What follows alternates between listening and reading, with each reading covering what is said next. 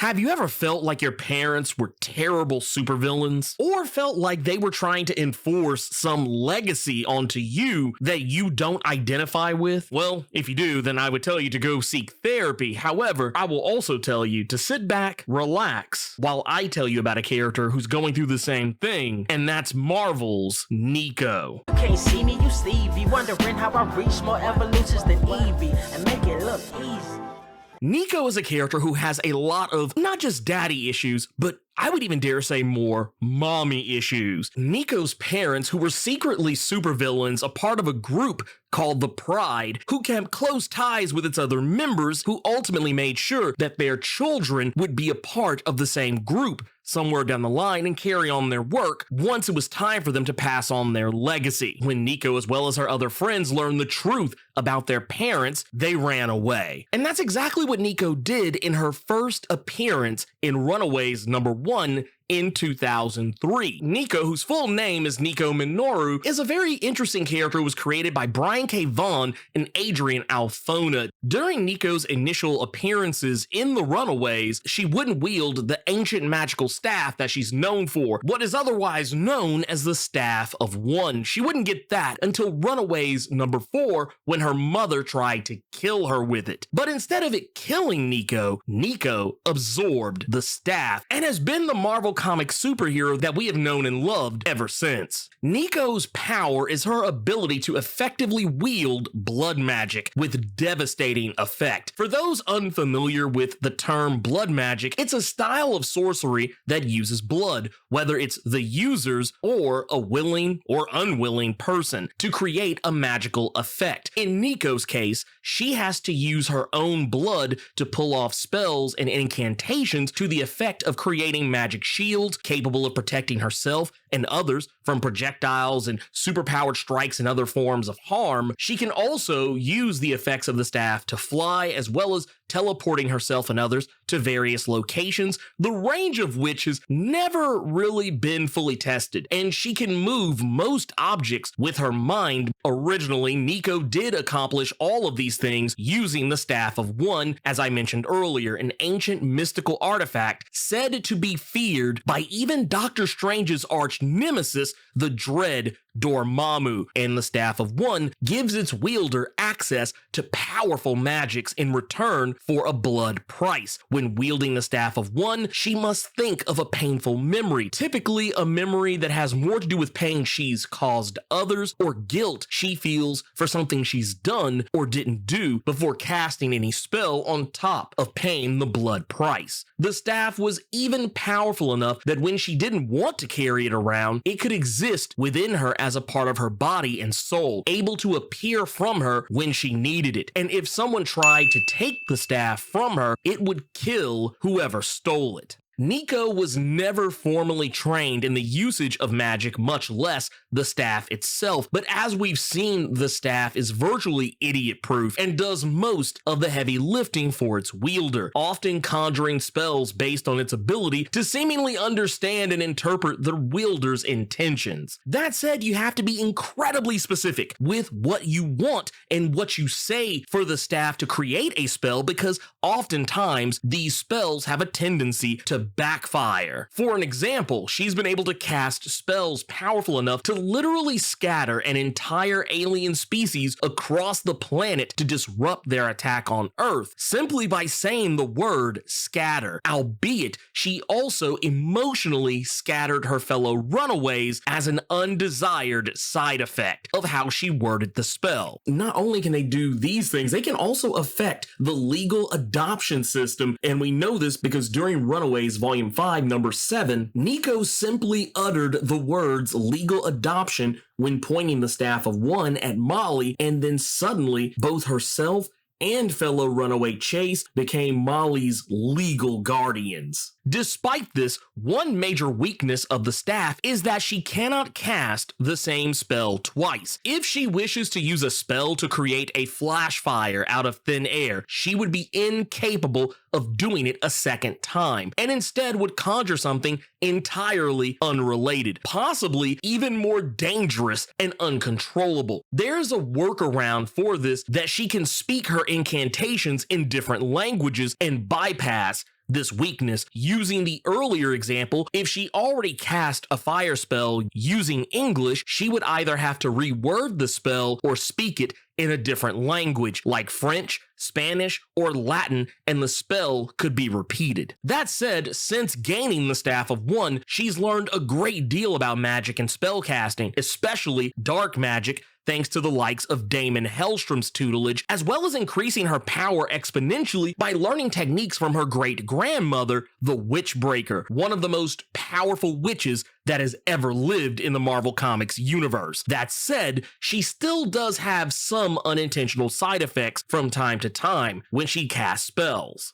As for the Staff of One itself, she technically no longer needs the staff, thanks to a character by the name of Apex ripping her arm off during the events of Avengers Arena. Despite this, the staff was powerful enough to save her life and revive her after she died of blood loss. This led to the staff becoming part of her, literally, replacing her arm and becoming what she referred to as a witch arm. This arm acts as a stand-in for the Staff of One, allowing her to cast spells without a need of the staff itself. And while this lasted for a while, she now has her original arm back, thanks to learning that the staff is in fact an actual person known as the One, not to be confused with Jet Li or Neo, who is an evil and terribly powerful sorcerer who was transmogrified into the staff by one of Nico's ancestors. The One could only become human when Mars aligned with Earth, and when this last occurred, he took the opportunity to turn Nico's arm back to normal. The Staff of One still exists within her, but thanks to realizing the One would be a whole problem should he ever get free, instead of getting rid of the staff, she decided to keep it locked away within herself. And while she no longer requires a blood price in order for her to use its magic, it does unleash a fraction of the One's essence within Nico, allowing him to speak to her as well as see and hear the world he's been cut off from, rather than outright trying to escape from her and laying waste to the material world. That said, we don't know the implications of the One's influence over Nico, because during the finale of Runaways Volume 5, Nico gave up the staff to Carolina when Carolina was returning to her home world. So as of the time of this recording, Nico 100% does not have access to the Staff of One, yet she is still able to cast magic, the same way that other magic users like Doctor Strange, Scarlet Witch, Dr. Voodoo, so on and so forth, do in the Marvel Comics universe normally. But as I said earlier, Nico is an otherwise normal human with no special superhuman capabilities other than her magic through the Staff of One. If she were to be punched by someone with superhuman strength, or if she were to be shot by a gun, or struck by a sword, or blasted with some type of energy projectile, she would suffer the same effects any normal human would. And while originally she was an untrained fighter, she lacked any hand-to-hand fighting capability beyond improvised attacks using the Staff of One, but recently she was trained in hand-to-hand combat by her one-time ally turned enemy, Doc Justice of the J-Team. Nico is an openly bisexual woman, having dated fellow Runaways Alex Wilder as well as Carolina Dean. Speaking of her Runaways teammates, not only has she been a member of the Runaways since her first appearance, but she's also been the leader of the group since the initial death of Alex Wilder in 2004's Runaways number 17. She's also been a member of A-Force, the Masters of Evil in Training, though this was more her operating undercover rather than being an actual member, and is currently a card-carrying member of the Midnight Suns. And she's also a professor at the Strange Academy, where she teaches classes on creative spellcasting. And while Nico is technically considered a superhero by all standards and practices, she doesn't typically use superhero code names. That said, she does actually have a couple, those names being Sister Grimm and the Gloom. But once again, typically, most people just call her Nico. Nico is a very nuanced character who was raised by villainous parents and comes from a long line of ruthless sorcerers in her family, but is neither evil or ruthless. Yet she knows deep down there's always a chance she could turn out just like her parents, and is even prophesized by some to become evil in the future. Yet she persists to never become what other people make of her, to rise above other people's expectations for her, come hell or high water, and be her own person. How can you not respect that?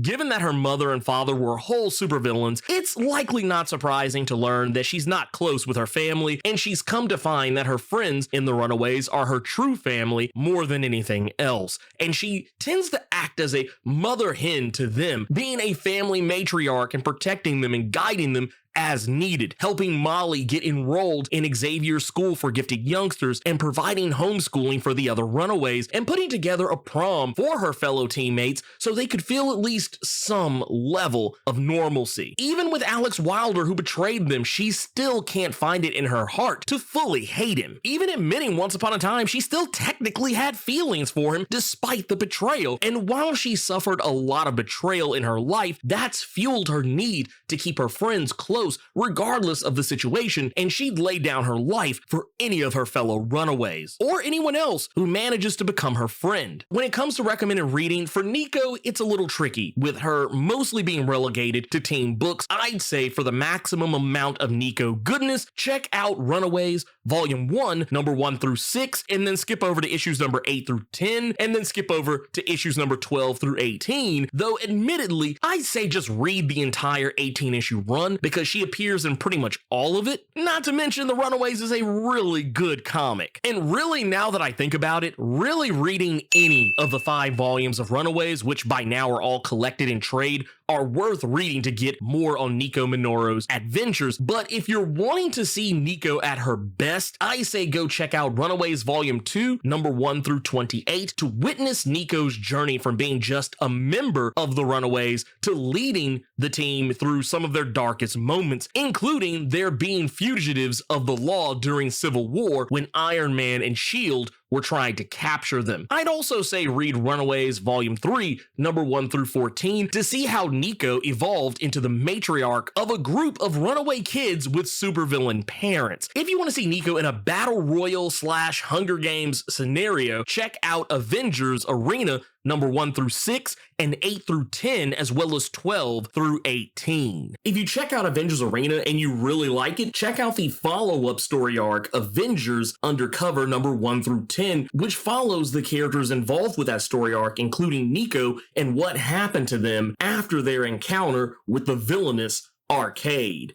I'll also recommend you check out A-Force Volume 2, number 5 through 7, to get a taste of what would happen if Nico would be manipulated into becoming an evil entity. And last but not least, I'll recommend you check out Runaways Volume 5, number 15, 35, 37, and 38 to learn more about the deal that was made between herself and the staff of one that has completely changed the status quo for the character and may one day lead to her becoming a villainous character in the future. And you know what? I said last but not least because technically this isn't a comic, but I would also recommend you check out the Runaways TV series that ran for 3 seasons and she was played by actress Lyrica Okano. The series is actually really good and I kind of hate that it didn't get the fanfare that I feel it really deserved, and it was one of those things that didn't even really truly become popular until it was pretty much canceled. And if you want more of that version of Nico, I'm also going to recommend Marvel's Midnight Suns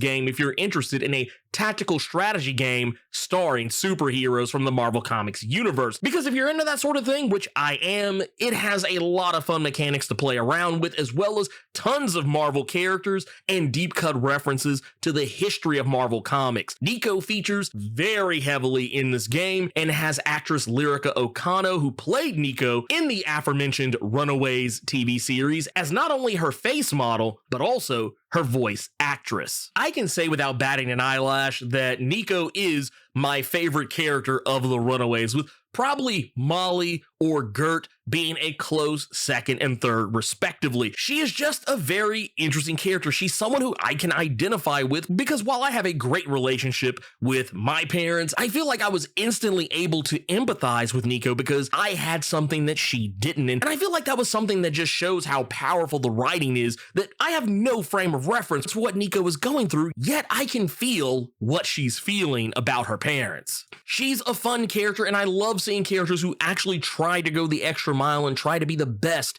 that they can possibly be for the people around them. And if you like characters like Nico Minoru, I would highly recommend you check out DC Comics' Jaquim Thunder. Anyways, let me know what you thought about Nico Minoru. Have you always known about her, or are you today years old finding out about her? Keep it plus ultra and sound off in the comments.